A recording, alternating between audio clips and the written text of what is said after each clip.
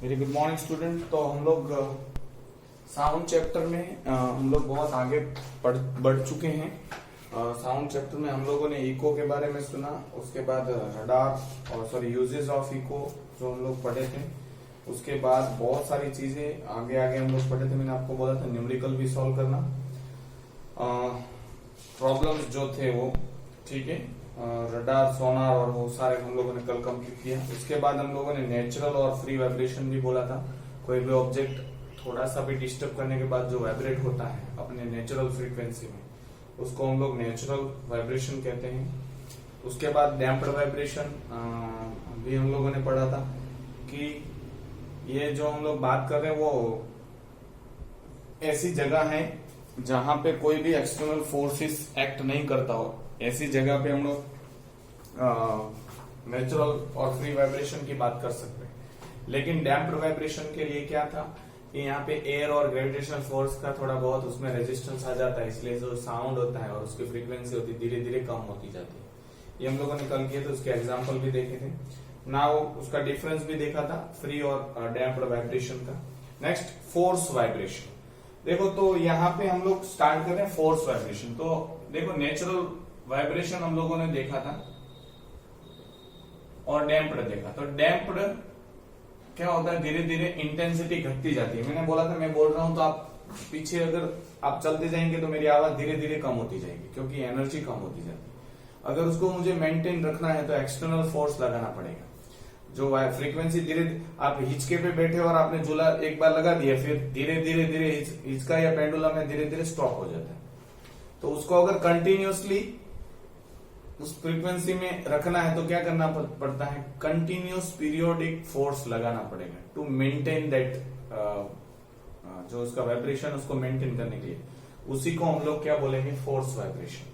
ठीक है, vibration which takes place under influence of external periodic force लगाना पड़ेगा। ठीक है, फॉर एग्जाम्पल पेंडल अपने साइकिल का, मैं एग्जाम्पल दे रहा हूँ, वाइब्रेशन नहीं है, लेकिन पेंडल साइकिल का लगा लिया तो धीरे धीरे चलती रहेगी, लेकिन उसी स्पीड से अगर चलानी है तो क्या करना पड़ेगा, आपको फोर्स लगाना पड़ेगा continuous. So that is in the same way यहाँ पे भी फोर्स वाइब्रेशन में भी ऐसा करना पड़ेगा। When a body vibrates with a frequency other than its own natural frequency. Natural frequency क्या होती है, धीरे धीरे यहाँ पे तो रेजिस्टिव फोर्स है इसलिए कम होती जाती है।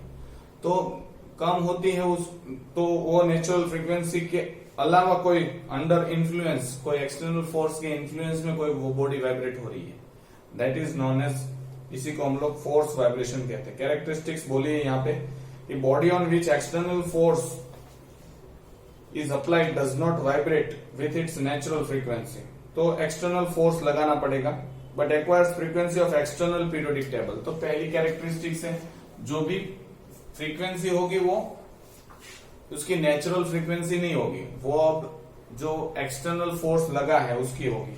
तो frequency of the external periodic force, कौन सी फ्रीक्वेंसी आ जाएगी, फ्रीक्वेंसी ऑफ एक्सटर्नल फोर्स। तो पहली कैरेक्टरिस्टिक क्या है कि ये खुद की नेचुरल फ्रीक्वेंसी से वाइब्रेट नहीं करेगा, ये एक्सटर्नल फोर्स की फ्रीक्वेंसी से वाइब्रेट करेगा। Second, amplitude of vibration remain constant but its magnitude depend upon the frequency of driving force. तो एम्पलीट्यूड कांस्टेंट रहेगा। एम्पलीट्यूड आपको पता है, मैंने आपको बताया था, ये वेव्स है maximum displacement from its mean position, ये उसकी मीन पोजीशन है। मीन मतलब मेन पोजीशन। फॉर एग्जांपल एक पेंडुलम यहाँ पे रेस्ट पे खड़ा है, ठीक है, ये मीन पोजीशन है। आपने पेंडुलम को यहां तक ला लिया और फिर उसको छोड़ दिया, ठीक है, तो ये क्या हुआ, मीन से इस तरह जाएगा, फिर यहां पे भी जाएगा, ठीक है। तो maximum displacement from its mean position, यहां से ऊपर अथवा तो नीचे जो मैक्सिमम डिस्प्लेसमेंट है उसको हम लोग बोलते हैं एम्पलीट्यूड। ठीक है, तो एम्पलीट्यूड सेम रहेगी क्योंकि सेम साउंड आएगा, क्योंकि एक्सटर्नल फोर्स रहेगा।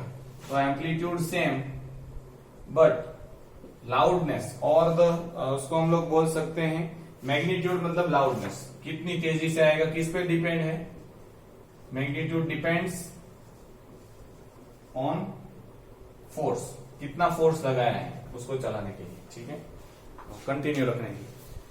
If the frequency of external force is much different from the natural frequency, natural frequency से उसका जो एक्सटर्नल फोर्स है वो डिफरेंट होगा तो मैग्नीट्यूड बहुत कम होगा, ठीक है, बहुत छोटा सा होगा। Next is if the frequency of external force is exactly equal, same अगर फ्रीक्वेंसी लगा, इसकी फ्रीक्वेंसी और एक्सटर्नल फोर्स दोनों सेम है, तो मैं जो natural frequency of the vibrating body amplitude of oscillation is very large, तो आपको ज्यादा आवाज लगेगा।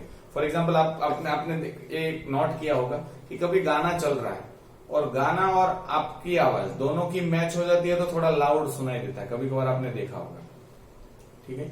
या फिर बाइक पे आपका बाइक पे आप जा रहे हो तो एक ऐसा पोजीशन आएगा जब आप लीवर मतलब उतनी तेजी से चलेगी तो कुछ पूरी बॉडी का कुछ बाइक का कुछ पार्ट्स आपको बहुत आवाज करता हुआ दिखाई देगा, ठीक है, दैट इज नॉन एज, उसी को हम लोग बोलते हैं। तो उसकी जो बाइक की इंजन की जो फ्रीक्वेंसी है वो और जो बॉडी पार्ट्स है बाइक का वो दोनों का फ्रीक्वेंसी मैच हो गया, इसलिए लाउडर साउंड सुनाएगा। तो सेम थिंग है, एक्सटर्नल फोर्स अगर लाउडर है तो आपको ज्यादा एम्पलीट्यूड वाला साउंड सुनाई देगा। एग्जाम्पल लिखा है, handle of vibrating tuning fork को आप बहुत तेजी से टेबल पे या रबर बेड पे प्रेस करोगे तो बहुत तेज आवाज आएगी, ठीक है।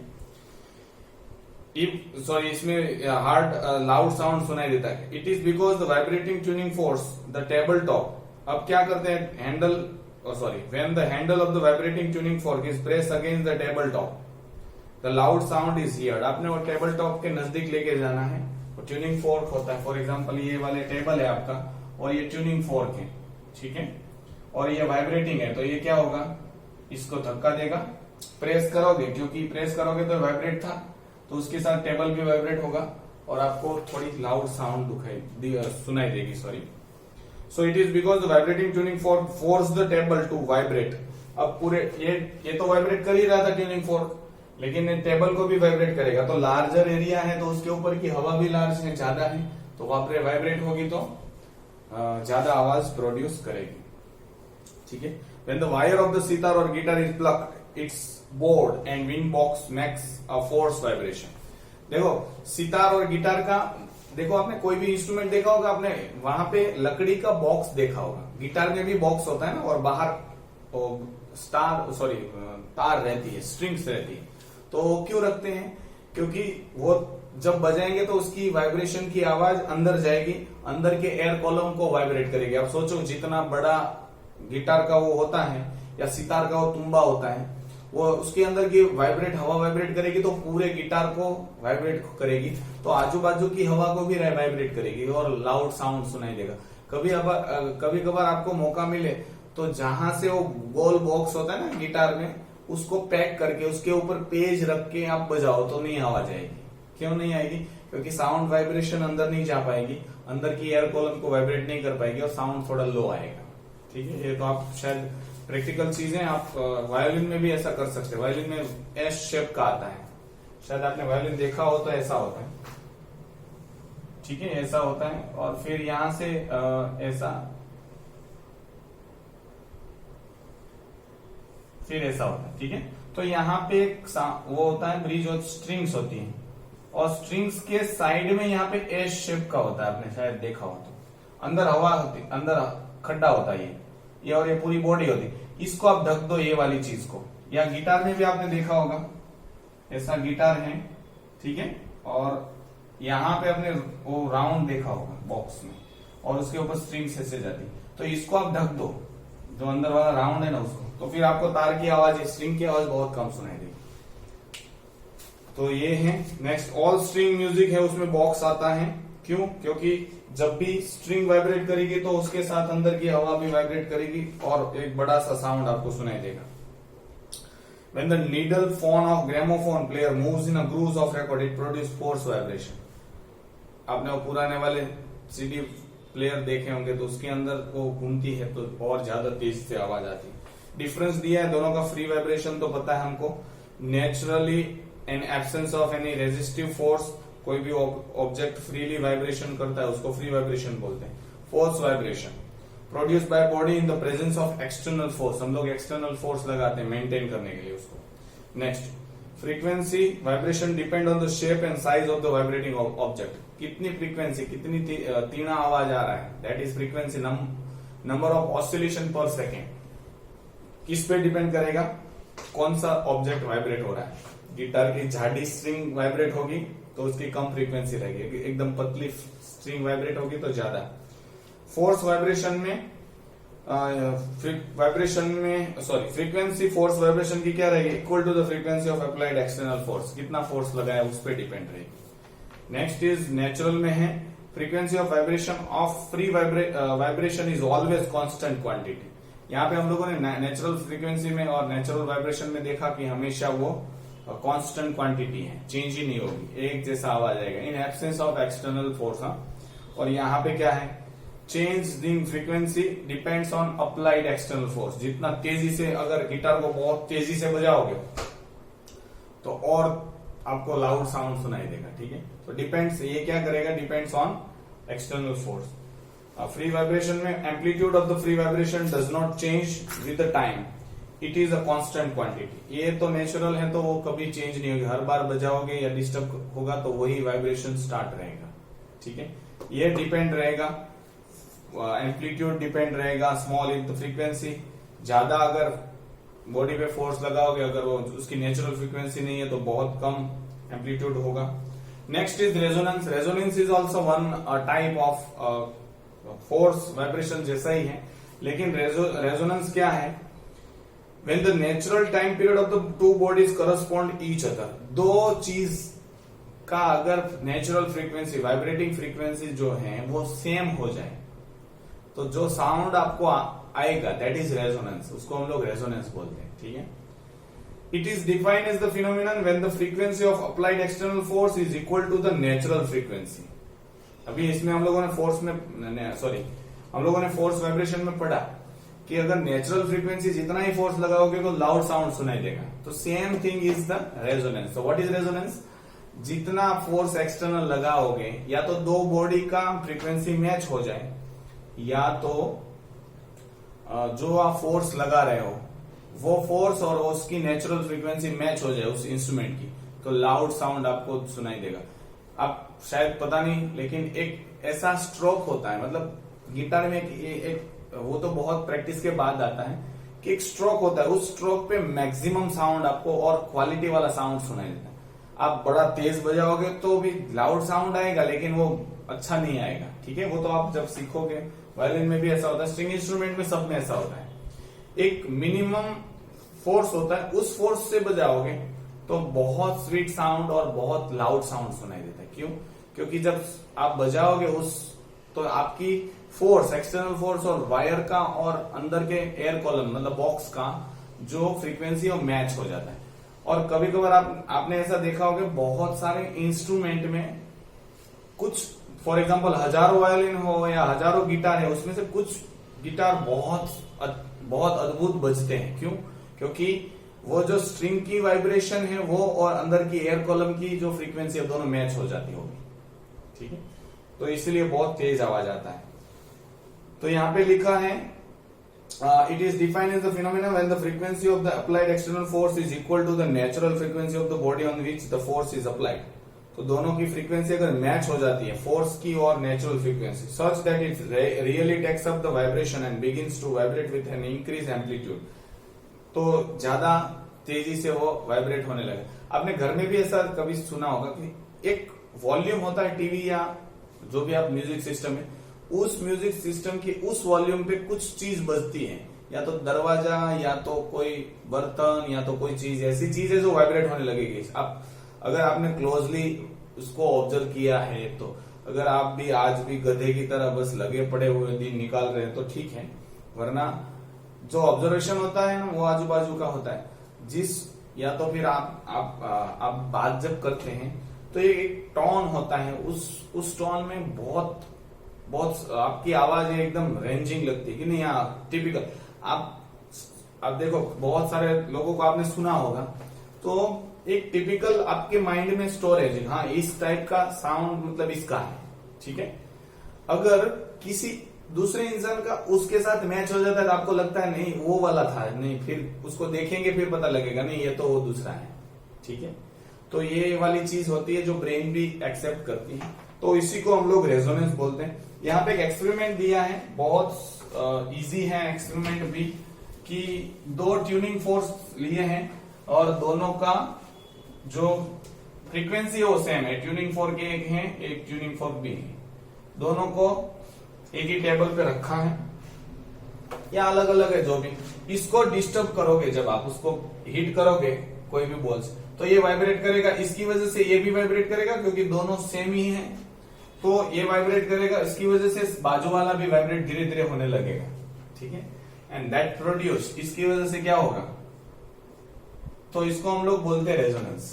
तो आपको लाउड साउंड सुनाई देगा, ठीक है। सो ये एक एक्सपेरिमेंट था। दूसरा है, दूसरा भी ये कॉपर वायर लेना है और यहाँ पे ये 2 ट्यूनिंग फोर्क लेना है, ए बी सी। बी को थोड़ा लंबा रखना है, सी को और डी को बहुत छोटा रखना है। इसको जब आप इसको डिस्टर्ब करोगे तो ए और सी मैक्सिमम फ्रीक्वेंसी से वाइब्रेट करेगी, ये और ये बहुत कम फ्रीक्वेंसी से वाइब्रेट करेंगे। क्यों? क्योंकि इस दोनों की जो फ्रीक्वेंसी मैच हो रही है ए और सी की, ठीक है। ये प्रैक्टिकल एप्लीकेशन है, आप कर सकते हैं आपके घर पे। कॉपर वायर लो, उसको यहाँ पे डिस्टर्ब करना है आपके, किसको, ए को डिस्टर्ब करो या तो सी को डिस्टर्ब करो या तो सबको डिस्टर्ब करो। उसके बाद ए और सी नेचुरल फ्रीक्वेंसी पे जुड़ने लगेंगे, ठीक है। और बड़ी इसकी एम्पलीट्यूड, मतलब जो उसकी रेंज होगी वो बहुत ज्यादा होगी। क्यों ऐसा है? क्योंकि दोनों की मैचिंग हो रही है फ्रीक्वेंसी। और ये और बी और डी दोनों कम फ्रीक्वेंसी से वाइब्रेट करेंगे। ये प्रैक्टिकल आप देख सकते हैं, ठीक है। आपने शायद कभी साइंस फेयर में और कहीं पे गए हो और देखा हो तो ऐसा होता है, ठीक है। तो क्यों ऐसा है? क्योंकि ये तो नेचुरल फ्रीक्वेंसी जो हम लोगों ने अप्लाइड फोर्स अप्लाइड एक्सटर्नल किया उसकी नेचुरल फ्रीक्वेंसी से मैच हो रहा है, ठीक है। लेकिन इसका और इसका जो नेचुरल फ्रीक्वेंसी है उससे एक्सटर्नल फोर्स अलग है, तो इसकी जो वाइब्रेशन है वो और एम्पलीट्यूड है वो कम होगी, ठीक है। ये था कंडीशन। रेजोनेंस के लिए क्या कंडीशन है? पहली condition, natural frequency of the body, vibrating body and non vibrating body. The natural frequency of given body, that is non-vibrating body, must be equal to the frequency of vibrating body. दोनों की frequency same होनी चाहिए। एक तो vibrating body या non vibrating body, दोनों की frequency same है, तो ये वाइब्रेट करेगा तो साथ में ये भी वाइब्रेट करने लगेगा। Next, vibrating body must have sufficient force so as to set the other body. ये सफिशिएंटली वाइब्रेट करना चाहिए ताकि बाजू वाला भी वाइब्रेट हो, ठीक है। शायद सितार में आपने पता नहीं, आपका पता नहीं मुझे, लेकिन मैं तो म्यूजिक पे ज्यादा रहा हूं इसीलिए आपको पता होता है कि यहाँ पे तुम्बा होता है। ये सितार आपने देखी होगी बहुत बार, ठीक है। माँ सरस्वती के हाथ में भी है वीणा, वो भी ऐसी होती। यहाँ पे तार होता है, ये मेन तार यहाँ पे 7-8 होते हैं और इसके नीचे 12 तार होते हैं, बहुत पतले तरफ के तार जिनको बोलते हैं। तो ऊपर का तार बजाओगे, इसकी फ्रीक्वेंसी नीचे वाले तार के साथ मैच हो जाती है, तो नीचे वाला अपने आप वाइब्रेट होता है और जो प्लीजेंट साउंड आपको मजा आ रहा है सुनने का, ठीक है। डिपेंडिंग ऑन योर टेस्ट, अगर आपको ये पसंद नहीं है तो फिर ठीक नहीं है तो चलेगा, लेकिन जिनको इंस्ट्रूमेंट सुनने का जो शौक है उनको पता होता है कि एक नॉट यहाँ पे बजाऊंगा मैं, कोई भी यहाँ पे एक नॉट बजा टंग, तो उसके साथ जितने भी स्ट्रिंग है उसकी मैच हो रही है, अगर उसकी फ्रीक्वेंसी मैच हो रही है, एग्जैक्टली है, तो वो बिना कुछ किए वो भी वाइब्रेट होगा और सबका एक आवाज आएगा, जिनको हम लोग मिठास कहते हैं उस इंस्ट्रूमेंट की। वो तो बहुत देरी के बाद आती है, पहले दिन पे नहीं आती। तो उसका कहने का मतलब ये है कि वाइब्रेशन मस्ट बी सफिशिएंट होना चाहिए, ये इतना तेजी से वाइब्रेट होना चाहिए कि ये उसको वाइब्रेट कर पाए। तो सेकेंड कंडीशन हो गई। तो ये थे condition for resonance. Now example बहुत सारे रेजोनेंस के दिए, ठीक है। सबसे पहला है फ्रेम, ये तो मैंने आपको बताया था। Frame of the motorcycle vibrate होगी, ठीक है। मोटरसाइकिल की जो फ्रेम है वो वाइब्रेट होगी violently when the drivers at some particular speed पे, कुछ स्पीड पे मोटरसाइकिल की जो फ्रेम हो और कुछ भी पार्ट्स वो वाइब्रेट करने लगेगा। The reason is that the particular speed और the natural frequency of engine is match with the natural frequency of that part. That is the same. तो दोनों वाइब्रेट करेंगे और लाउड साउंड सुनाई देगा। ऐसा आपने रेलवे ट्रैक में भी सुना, रेलवे कंपार्टमेंट में भी देखा होगा। एक स्पीड पे रेलवे जब जाती है तो कुछ कंपार्टमेंट का आवाज आपको ज्यादा देखने को मिलता है, नॉइस बहुत ज्यादा हो जाता है। Some next example is sometime a wine glass or any odd piece of cutlery starts vibrating when particular notes of some musical instrument is struck because it natural। मैंने ये बोला था कि घर में टीवी चालू है तो कोई भी चीज एक फिक्स वॉल्यूम पे आप देखो, एक फिक्स वॉल्यूम पे कुछ आवाज आपको सुनाई देगी, कटलेरी की या कुछ विंडोज की या तो बर्तनों की या कुछ ना कुछ आवाज आएगी अगर बहुत क्लोज ऑब्जर्वेशन है तो। क्यों ऐसा है? क्योंकि दोनों की फ्रीक्वेंसी नेचुरल फ्रीक्वेंसी मैच हो जाती है। Tuning fork are often mounted on sound box. The size of the amount of air column in the sound box is so adjusted that it natural frequency matches with the frequency of the tuning fork and hence loud sound is produced by the resonance. ये जो tuning fork है उसको एक box के ऊपर लगाया जाता है और ये जब बजेगा तो बहुत लाउड साउंड आता है। क्यों? क्योंकि इसके अंदर जो इसकी जो फ्रीक्वेंसी है मतलब साउंड बॉक्स की, इसकी और इसकी दोनों की मैच हो जाती है तो इसके अंदर की एयर कॉलम वाइब्रेट करेगी तो 2 गुना आवाज प्रोड्यूस करेगा। That is the second third example.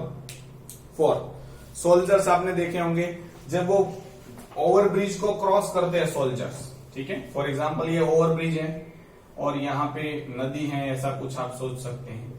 तो यहां से जब सोल्जर्स रास्ते से आए हैं सारे सोल्जर्स तो मार्च पास करते करते आते हैं, ठीक है। तो जैसे ही यहाँ पे आएंगे तो उसको मार्च पास रोक दिया जाता है या तो बंद करवा दिया जाता है और अपने अपने नेचुरली चलना है। क्यों ऐसा है? क्योंकि अगर मार्च पास चालू रहा तो सब एक साथ फोर्स लगाएंगे तो एक और आपको तेज वाइब्रेशन देखने को मिलेगा ब्रिज का, और तेज तो ऐसे ऐसे में आपका ब्रिज है वो टूट सकता है।